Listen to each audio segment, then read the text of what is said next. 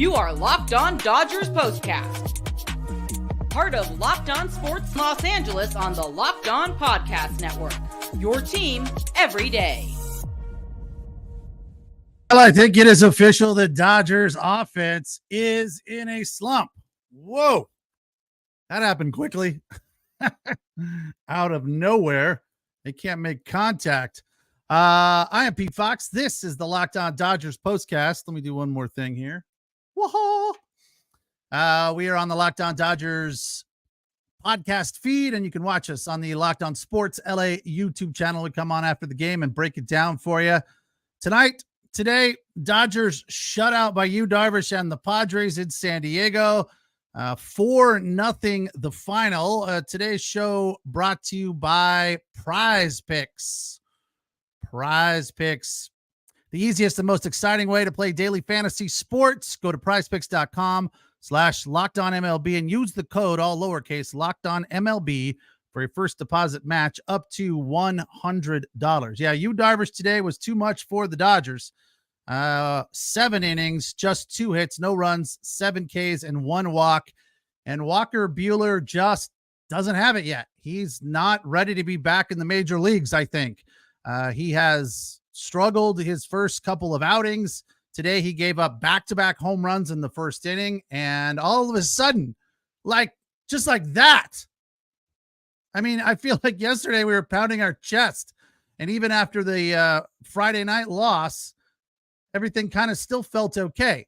But Shohei Ohtani sits down with a tight back, and we look at the lineup and we say, well, Mookie Betts has been struggling a little bit. Will Smith has been struggling a little bit. Max Muncy is like, oh, for whatever. I don't even know, like 15 or something. Since the homestand, since they left to come to, he didn't do anything in San Diego. And what I find interesting about that is they know that. They threw out a stat, I think it was on Friday night, that Max Muncy against the Padres in San Diego Petco was like 9 for 80. I don't care who is pitching. If a guy is 9 for 80 in a certain area, guess what? He's on the bench. Put him down. Let him rest. He didn't do anything. I mean, it continued. It's probably 9 for 90 after this series. I don't get that. What about all your metrics and your stats? You cramming it down our throats all the time in the postseason. Why not stick to it a little bit more in the regular season? Dodgers they played the Padres. This is the 8th game of the year. So they've won 3 and lost 5 against San Diego. Somebody commented the other night that really hope we don't bump into them in the playoffs again, because the Padres seem to find something, a different gear, a different energy when they take on the Dodgers, and the Dodgers just seem to go to sleep against San Diego. So it's very, very depressing. Freddie Freeman 0 for 4 today. Again, Mookie Betts 2 for 4, still batting .339 in spite of slumping. So that's a good place to be, I guess. Freeman's at 301 still. So he's been hot of late. Today's just an off day. Not red hot, but, fine. Will Smith is just plummeting. He was up around 350 like a week ago or less, and he's now at 306 after another offer. Teoscar Hernandez, offer. He's done plenty, though. 5 home runs in 8 games with 11 RBI. 252 the average. Max Muncy, offer. Now batting .234. Andy Pajes, over 287. So Kika had a hit today. Miguel Rojas over 246, and Austin Barnes a hit 219. So they put Will Smith in as the DH with Austin Barnes behind the plate, and it just you look at it and you just didn't see any energy. You didn't feel like they cared about this game. And as BC has shared with us, thank you, BC. I was getting ready to get to that, but you reminded me. Dodgers batting under 200 their last 8 games. So, as I say in the notes on the side there, live by the long ball, die by the long ball. The Dodgers have not strung together hits. And we get all excited and we think, yeah, they're cramming the ball down their opposition's throat, hitting the ball out of the yard. But that's a precarious line to walk for sure, because you cannot continue to expect to score on the home run. There are times when the opposition's pitcher has got you stymied, like Darvish did today. He had all his good, his 17 pitch arsenal that he has. Everything was working today. The fastball up, the breaking stuff down and away, the change of speed, everything Darvish was doing today was fantastic. All stuff that he did not do when he was a member of the Dodgers in the postseason. Yeah, I'm still pissed about that. He obviously was injured during that game 7 against, was it the Astros or the Red Sox? Can't remember. Tried to wash it from my memory, but it's still there. The fact that he came, and my mother, who was a huge baseball fan, and 97 now. So what was that, 4 or 5 years ago, roughly? So she's in her early 90s coming into game 7. She says, don't believe it. Not buying it. This is not a good call. I don't know why they're pitching Darvish. This is a bad move. They're going to lose. She's an eternal pessimist anyway, but she was right. So Tatis homered in the first, 442 feet, and then a back-to-back jack from Cronenworth, 408 feet. So the Dodgers were in an early hole, and I don't like that. But it's strange how things feel different from yesterday to today. But, if we look at it, yesterday was really a 1-0 game. They probably still win that game if Teoscar Hernandez doesn't hit the home run, but he did. But it wasn't like they strung together a lot of hits, It wasn't like they got hot. And the thing that makes me feel good about a victory is when you can look up, and it happens every now and then. It's happened recently, probably 3 or 4 games ago on the homestand when they were just rolling. Everybody in the lineup got on base. Everybody got a hit. Or not everybody, but 8 out of 9 guys got a hit. And I think Freddie Freeman got on with a hit by pitch. So everyone got on base, and it's a good feeling when that happens, because when you can spread it out amongst everybody in the lineup, it's good. But who ain't the same guy? Who are you saying here? Oh, Buehler. Buehler's not the same guy. BC saying trade Buehler, or no, somebody else. Daniel's saying trade Buehler. I don't know about all that. I don't think he's there yet. He's still coming off a Tommy John surgery, but I was surprised to hear. I completely forgot. I don't know how I missed this, but that's his second Tommy John. That's crazy, right? It happens, but because the Tommy John it's so much worse than like an ACL. They're out for a full season and then some. I don't know about trading him when we got the season to see how it goes. I don't know whether we're there yet. He probably has some trade value, but I feel like that's a guy, if you trade, we'll run into him somehow, somewhere in the postseason, and he will cram it down our throat. How many times has that happened? That happens all the time. So I don't know that I want to go down that road just yet. BC, not a fan of Petco. Even Padres can't score consistently there. It's the lowest runs per game in the MLB. Petco sucks maybe as the players, but for the fans, it's great. Yeah, I don't know what that is. I don't know. You're right. That's a real stat right there. He's not pulling that out of his ass. I don't know what that is. It's hard to get the ball out of there because it's right on the water. Maybe the marine layer makes it heavy. It's hard to hit home runs there. I don't know. It's beautiful. It's also, again, maybe this is part of it, but there is a alignment to the northeast, south, and west that most baseball stadiums have. I don't know exactly what it is, but home plate usually faces to the east, I think. And in San Diego, it faces to the west. So it's situated a little differently compared to most stadiums. And maybe that's part of it. I don't know. But the Dodgers, you're right. They don't play well there, especially Max Muncy, who is 9 for 900. And it's dismal for sure, and debilitating to their lineup. Yeah, they did not do anything today, and it's a hard game to break down because there's not a lot of positives to get into. We'll hit the first break though, and come back and try to find some on the Diamond Dogs list. I'm Pete Fox. Thanks for watching on the Locked On Sports LA YouTube channel. Place to hang out when every game is done. Thanks for listening on the Locked On Dodgers podcast feed. Don't forget to check out Jeff and Vince with their analysis. They're probably getting ready to go on, and it'll be up on the YouTube channel for you in about an hour or so. And of course, ready for you tomorrow morning, because you know what we do here at Locked On, your team every day. All right, today's show brought to you by PrizePicks. What is PrizePicks? Well, it's America's #1 fantasy sports app with over 3 million members. They are the easiest and most exciting way to play DFS. It's just you against the numbers. You pick more or less on 2 to 6 players and their stat projections and watch the winnings roll in. I had one working yesterday involving starting pitchers and how many hits they would allow. I got real close, but not close enough. Missed both of them by one. I think I had a third one thrown in who went above. So that felt good. At least I got 1 out of 3, but you don't win anything with that. They have the Demons and Goblins, the newest and most exciting way to play PrizePicks. Squares marked with red demons pay more, harder to hit those, but you get more winnings when you do. And the Green Goblins are a little bit lower, a little easier to hit. I believe I operate under the philosophy of winning is better than losing. Thank you, Nuke Lelouch. Different payouts depending on which ones you pick. You can now win up to 100 times your money with as little as 4 correct picks. Quick deposits and easy withdrawals. My initial deposit was super painless and hassle-free. Go to PrizePicks.com/LockedOnMLB and use that code LockedOnMLB. A first deposit match up to $100. Withdrawals are also very, very painless and easy. PrizePicks.com/LockedOnMLB. Use that code to get a deposit match up to $100. Pick more, pick less. It is that easy.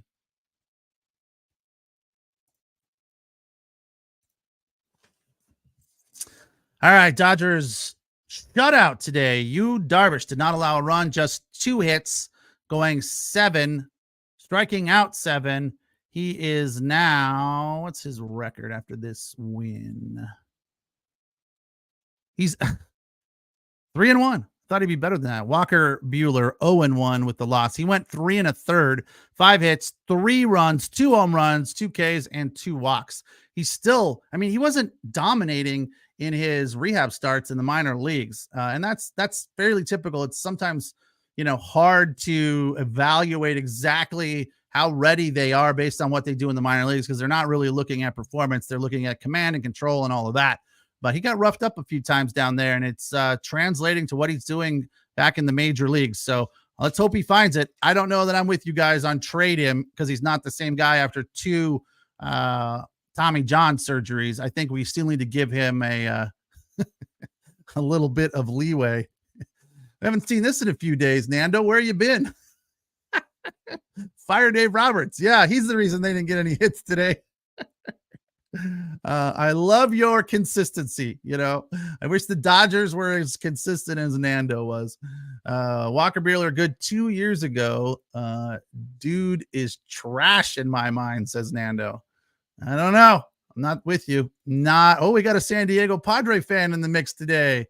Greasy. Let's effing go San Diego. All right. 22-21 now, 10-13 at home. Dodgers 27-15, 12-7 on the road. Let's see where they are standing wise after this series. Dodgers again have played the Padres 8 times this year, dropped 5 of those, won 3. They're currently 5.5 up in the West on San Diego. The Diamondbacks are in third, 19-22. 7.5 back of the Dodgers. The Giants, who we face tomorrow in San Francisco, 18-23. Coming off a win today, 8.5 back, and the Rockies are in last, 12-28, 14 off the lead. The best team in the National League and in baseball across the board is the Philadelphia Phillies. They are red hot, 28-13, 15-7 at home, 13-6 on the road. And a couple of nights ago, I was honking Tyler Glasnow to be in the Cy Young discussion this early in the season. And I don't know that that's wrong per se, but without a doubt, this Ranger Suarez dude, who's a starter for the Philadelphia Phillies, if the season ended today, Ranger Suarez wins the Cy Young, and it's not even close. But fortunately, we have a long way to go here, and I do believe that what we've seen from Tyler Glasnow this season thus far, even in the loss or the no decision rather on Friday, he looked fantastic, striking out 10. I think he's going to be right there all season long. He's just got to reel off about 3 or 4 games where he allows 0 or 1 run to get that ERA down below 2, because right now it is a little too high as compared to let's look at Ranger Suarez's numbers. If you have not seen this guy's numbers yet, holy cow, they are mind-boggling this early in the season. He's got 7 wins. His ERA is 1.5, 55 Ks, which is only tied 11th, and his WHIP is 0.72. First in that category, first with record 7-0 is the most wins, and his ERA at 1.5 is second. So Glasnow has a 2.6 ERA, I believe, and that is 2.53, which is 15th in the league.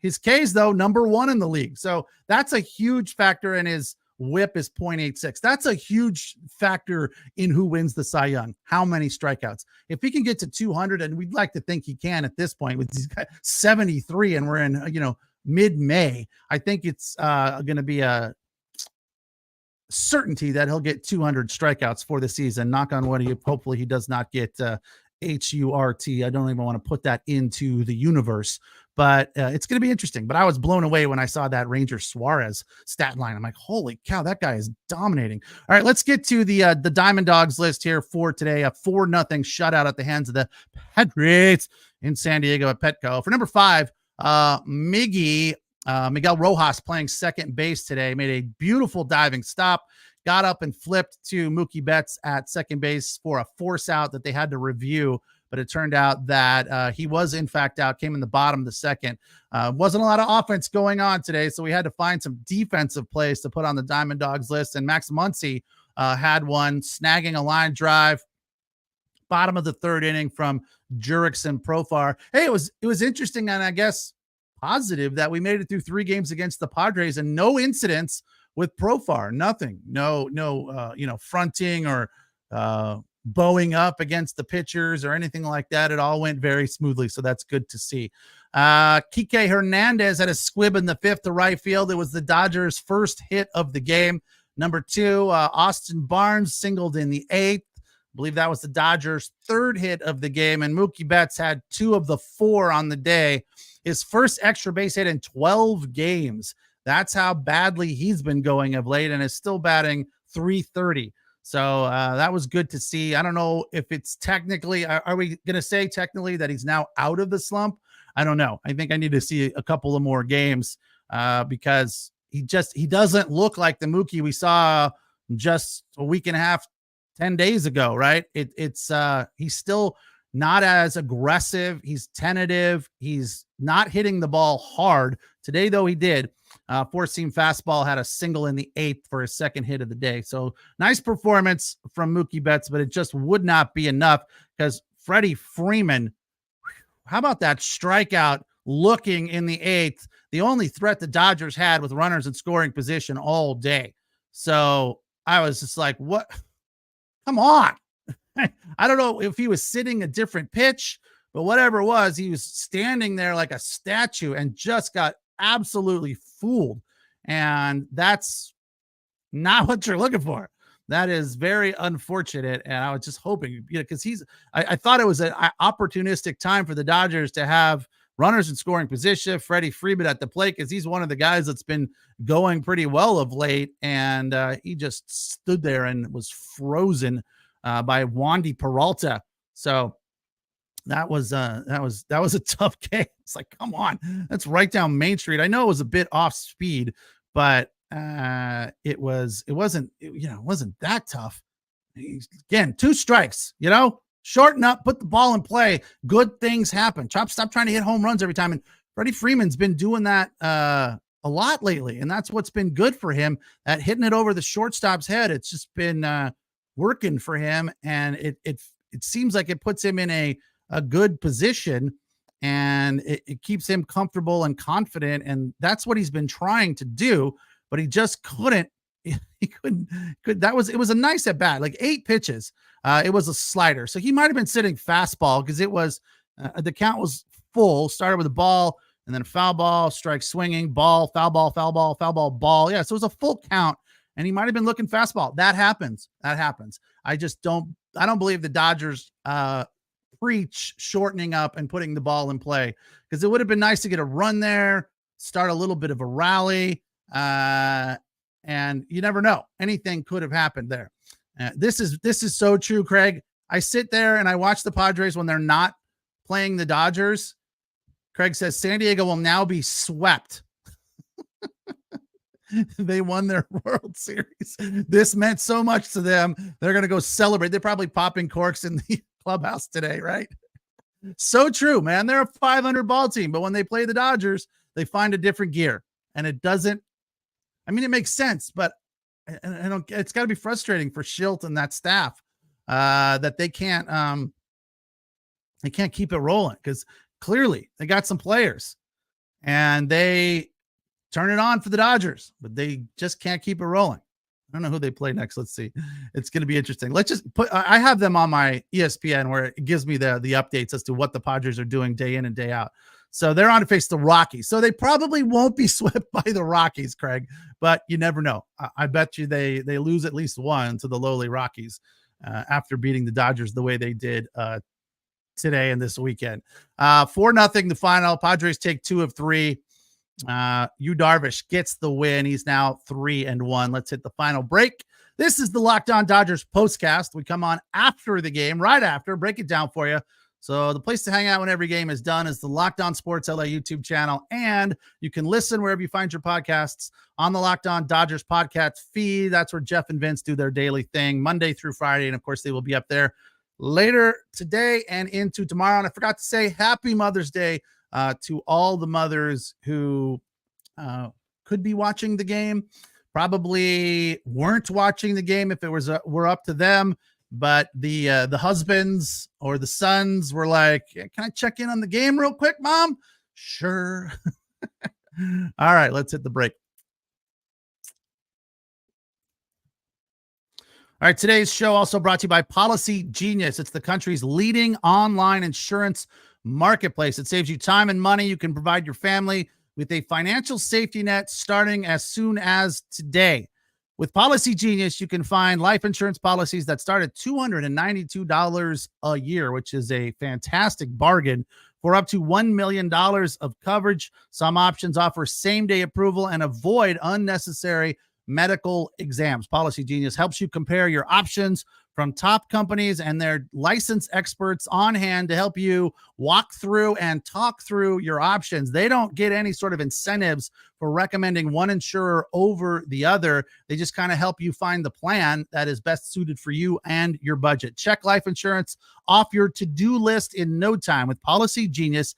Head to policygenius.com/Locked On MLB, or click the link in the description to get your free life insurance quote and see how much you can save. That's policygenius.com/Locked On MLB.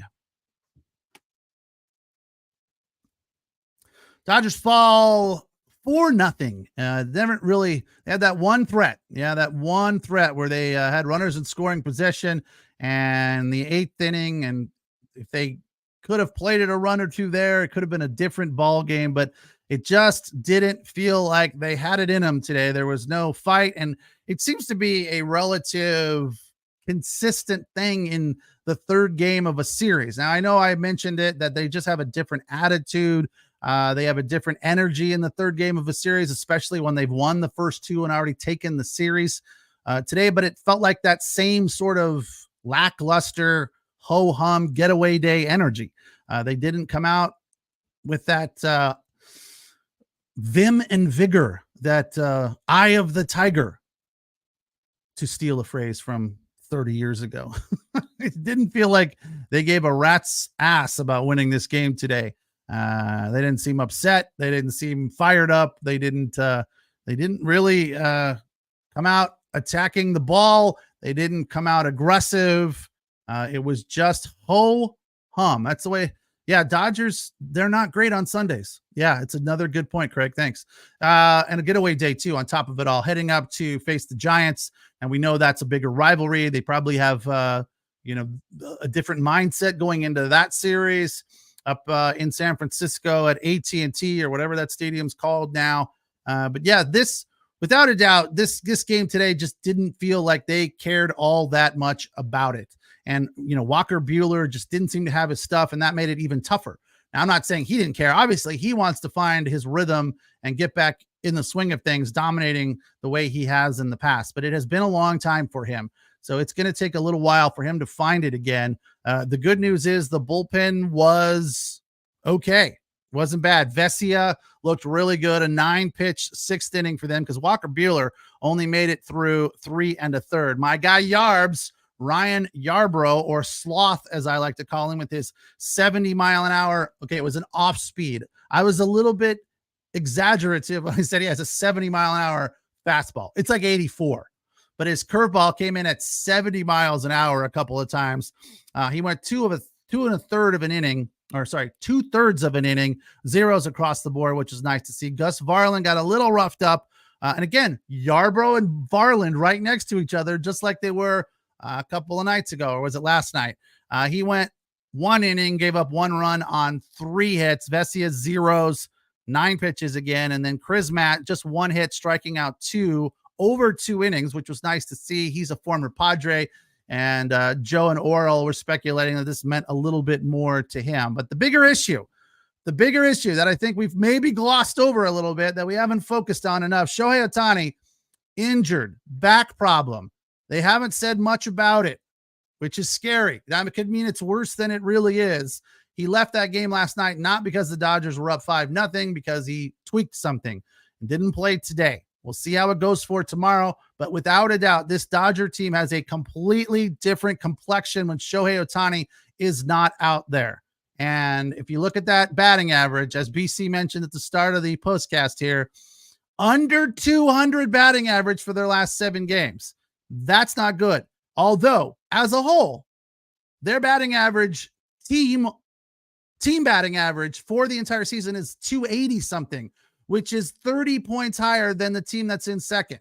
So they're dominating if you put the whole season together, but the stretch they're going through right now is not good. So hopefully they can right the ship, string together some base hits in this series against a sub 500 Giants team, and kind of get back on track. That'll be good for them if they can go up there and, start squaring up balls and, string together hits. That's the most important thing. I don't give a rat's ass about how many home runs they hit. We know they're capable of doing that. I think it's right now more important for them to get base hits, steal bases, play a little small ball, win a game that way. You don't have to always hit home runs to win the game. Again, that's a double-edged sword. When I see that happening, it's hard not to get excited when you see Shohei Ohtani and Mookie Betts and Freddie Freeman and Teoscar Hernandez, Max Muncy, 3 home runs in a game. All that is, yeah, that's great. Woo! You get up and you start cheering, but in the back of your head, you can't help but think, man, there's no way to keep that up. It's not possible. So they're going to lose games. We know that. We understand that. The speculation, I'm surprised BC hasn't thrown it out today yet. What do we say? We're thinking about 105 to 106. Oral Hershiser thinks about 102 is the number. He figures they'll lose 60 this year. I don't know. When you see them play the way they have been playing, you think it's going to be 115. Probably not the case. Obviously they got a bunch of pitchers that are on the IL right now, nothing too terribly serious, but the pitching has been fantastic. That has been a part of this streak for them of late. But the most important sore thumb right now that needs to be addressed is the batting average, getting on base, getting base hits, runners in scoring position. 107 is what it's forecasted for right now. Thanks, Craig. So I think that they're obviously capable of doing it. It will be helpful if the bottom of the lineup can also start getting more base hits, but ultimately it doesn't really matter. The batting average has to be a little bit better. Overall, it's fine. It's great. It's fantastic. But they just, that microcosm of the last 7-8 games has not been good enough. So that's the problem right now. Let's hope Shohei Ohtani is not terribly hurt and he can get back sooner before later, and that Mookie Betts finds it again and Freddie Freeman keeps it rolling, and Will Smith needs to get his bat fired up again as well, because he's in a bit of a slump. So, not a great feeling after this series, after this game. I think we just washed it away. We enjoy our moms for the rest of the day, and we turn the page. We'll just turn the page to tomorrow. Dodgers, Giants in San Francisco. First pitch, I believe 6:45 Interesting start time there. Everyone's got a little bit different. And Yamamoto will be on the mound, which is good for us. Jordan Hicks will go for the Giants. I will catch you after that is over. Thank you for joining me here on a Sunday, taking some time away from mom. Much appreciated. Thanks for your comments, and we will talk again tomorrow. I am Pete Fox. This is the Locked On Dodgers postcast on the Locked On Sports LA YouTube channel, and you can listen wherever you find your podcasts on the Locked On Dodgers podcast feed. Have a good rest of your weekend.